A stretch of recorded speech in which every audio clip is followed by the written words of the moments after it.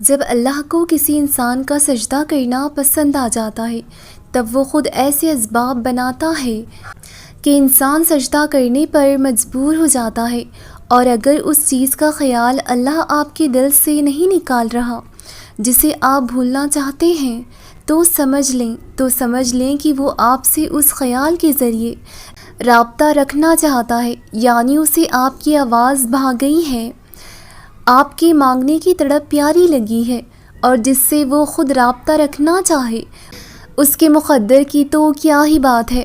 بس پھر جو سجدے میں گر جاتا ہے اور اللہ کی محبت کی لاج رکھ لیتا ہے تو پھر اللہ بھی اس کی محبت کی لاج رکھتا ہے۔ بکھرنا عارضی ہے مگر اس کا سمیٹ لینا مستقل ہوتا ہے۔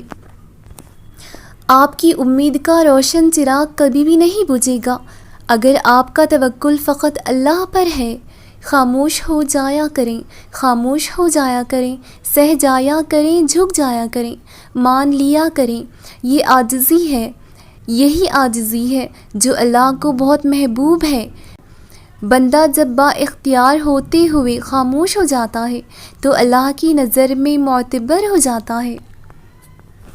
اللہ پاک نے قرآن میں فرمایا ہے، تم مجھے ویسا ہی پاؤ گے جیسا میرا گمان کرو گے۔ یہ ہم سب پڑھتے ہیں لیکن سمجھتے نہیں۔ تم جانتے ہو کہ موسیٰ علیہ السلام کے پیچھے فوج لگی ہوئی تھی، تب اللہ نے کیوں سمندر کو 2 حصوں میں بانٹ دیا؟ تم جانتے ہو کہ حضرت ابراہیم علیہ السلام کو آگ میں جانے کا حکم دیا گیا تو کیوں اس نے آگ کو ٹھنڈا کر دیا؟ تم جانتے ہو کہ کیوں اس نے حضرت یوسف کو کنویں میں بھی پالا؟ کیا تم جانتے ہو کیوں اس نے حضرت ہاجرہ کو صحرا میں بھی زمزم دیا؟ کیوں حضرت یونس علیہ السلام کو مچھلی کے پیٹ میں بھی محفوظ رکھا؟ کیوں حضرت زکریا کو عمر کے آخری حصے میں بھی اولاد سے نوازا؟ ان سب میں ایک چیز بالکل ایک جیسی تھی، یقین۔ ان میں سے کسی نے بھی ہمت نہیں ہاری۔ انہوں نے یقین رکھا کہ خدا راستہ نکالے گا، اور دیکھو خدا نے راستہ نکالا۔ وہ سب اس پر یقین رکھ کر آگے بڑھتے رہے، اور دیکھو اس نے بھی انہیں مایوس نہیں کیا۔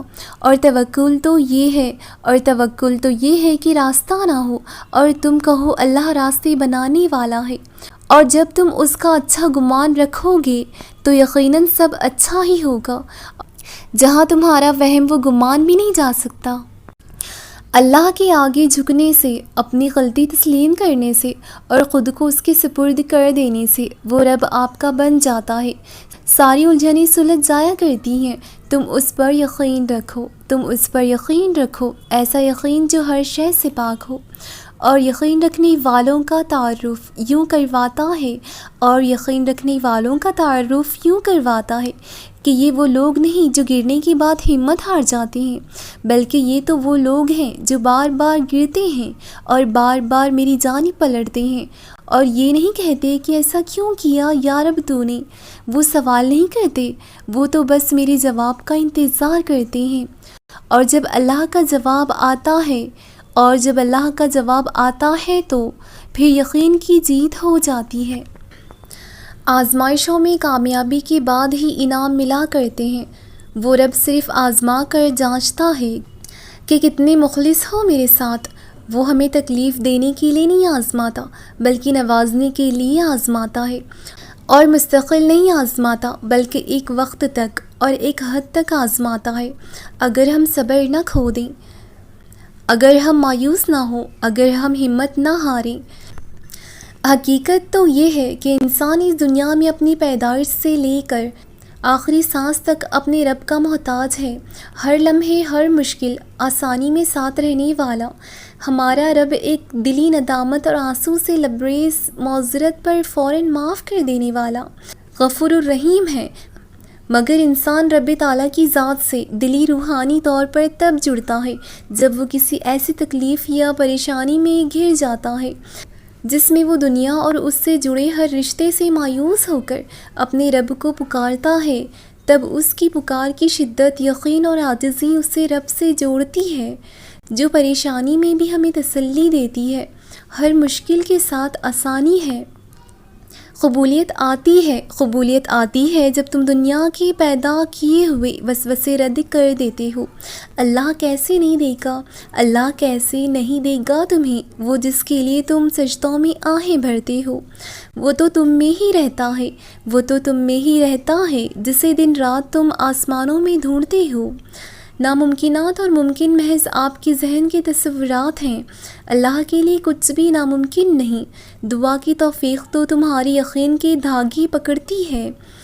تم جیسا اس سے گمان رکھو گے وہ ویسا ہی تم سے پیش آئے گا۔ وہ پاکیزہ ذات جس کی مرضی کے بغیر پتا بھی نہیں ہل سکتا، تو کیا تمہارے دل اور زبان سے روز ایک ہی دعا کا نکلنا بے وجہ ہے؟ اس نے تمہارے دل میں خیال ڈالا ہے، اس چاہ میں ڈال کے اس کو پورا نہیں کر سکتا؟ وہ اس چاہ کو بھی پورا کر سکتا ہے، اور بے شک اللہ رب ذوالجلال ہر چیز پر قادر ہے۔ تم آؤ تو صحیح سچے دل سے اس کی دہلیز پر، وہ بڑھ کر تمہارا استقبال کرے گا۔